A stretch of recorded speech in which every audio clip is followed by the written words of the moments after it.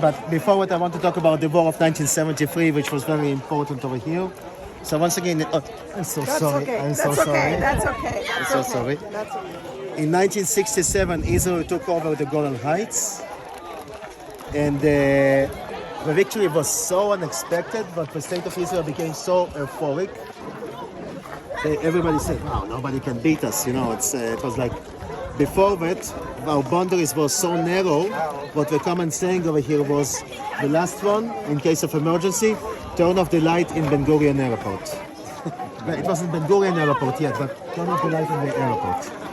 Okay, and suddenly in 1967, the war was over, and suddenly we felt like huge. Nobody can beat us. Now, sports fans, what is the worst thing which can happen to a championship team? Overconfidence. Overconfidence. This is what happened to Israel. So they didn't really prepare themselves for the next war, and the other side was plotting all the time. Okay, and basically what happened was what they surprised us. In 1973, Syria and Egypt prepared to attack on Yom Kippur, Atonement Day. So 25 hours of fasting. Imagine the stamina for the average soldier would have. And most of the people do fast, secular or religious. So Go Lakers. Go Lakers. Hello. Hello. What up, my man? Go Lakers. What's up?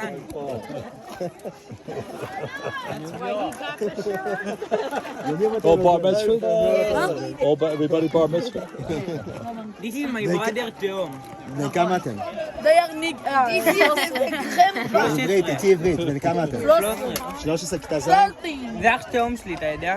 מאוד דומה לך. הוא סבא שלי. באמת? אני סבא לא שלו. באמת. מסגרת פאדר. הוא סבא שלי. מאוד דומה לך, גם כן. קצת השיער עוד לא אפור, אבל בסדר. So, Fox, זי חיפה, מכבי שלי. I see some, חבר'ה, מכבי חיפה. כן, I תנו see לי some כמה דקות. 12-year-old girls over there. They're not into girls.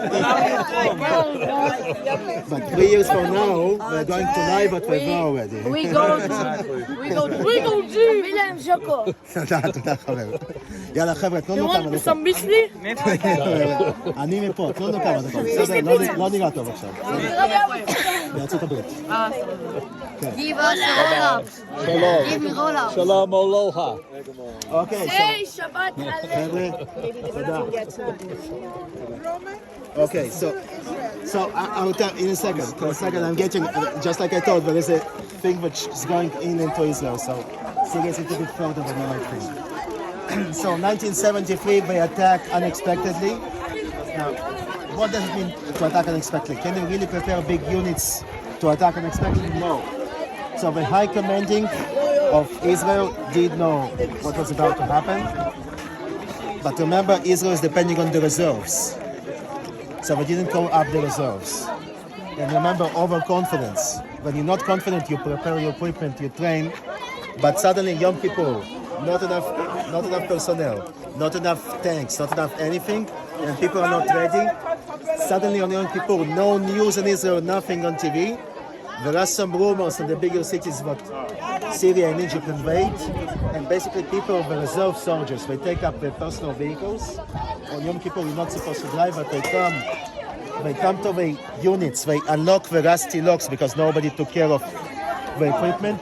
They take out the equipment which is not in a good shape, and they basically drive without any proper preparation to the border on the tanks, on APCs, and so on. And Syria, it was the other way for them. They didn't expect to invade Israel so easily. So once they invaded, they just didn't know what to do. They're too fast. Okay, they didn't know what to do. And in the meantime, the Israeli forces sort of began to organize, and eventually they pushed them away. But initially, the ratio here was 1-9.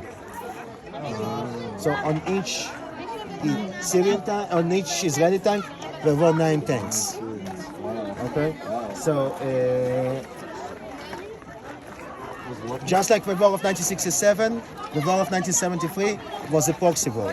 United States on one side represented by Israel, Soviet Union on the other side represented by the Arab countries. So United States sends a lot of equipment, and eventually after a few weeks, Israel manages to win the war.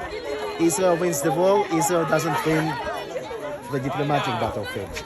So Soviet Union sort of pushed the hand of United States down, and Israel was made to make a concession. Why?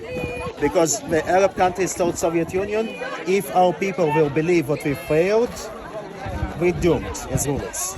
So we're going to be revolutions, mass lack of stability. So basically United States told Israel, you have to make them look victorious. And Israel did some territorial concessions. And the territorial concession what we did was sort of like shaped like this, facing us. And now take a look at what we see. You see this road over here? The road below us, still Israel. You see the houses and plantation beyond it? Still Israel. Okay.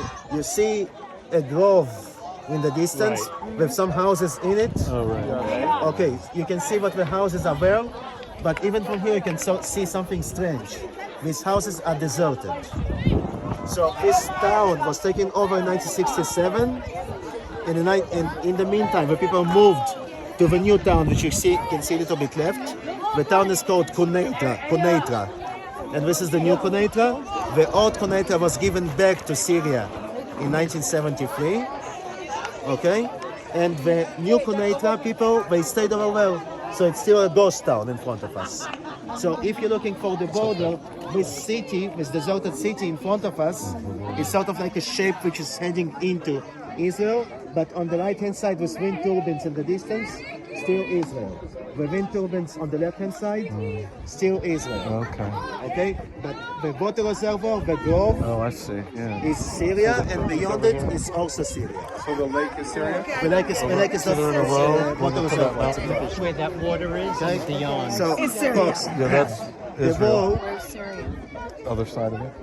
okay, so the war was fought in very heroic way. So heroism is considered to be a very positive thing. But when you think about what heroism is, it's going beyond what you have to do. Heroism is needed when the original plan is not good. Okay? Heroism is needed when the leadership makes some mistakes. But the regular people have to cover for the decision making. Okay? So this is what happened over here. Okay? And the leaders of the state at this point, the Minister of Defense was Moshe Dayan. What did you see? That's Israel. Syria is right in front of this fake reservoir and beyond. And beyond, and also the town that you can see in the It comes distance. in like a wedge. So That's Israel. That's Israel. so once again, just to repeat it because the questions are repeated, folks. All the agricultural area is Israel. Can you see the building with two towers over here? Yep. Right next to a small reservoir. Small reservoir. Yeah. Yeah, so this is the former police headquarters of Syria. The same show I was talking about Eli Cohen, What's the name of that? the spy. Eli Cohen.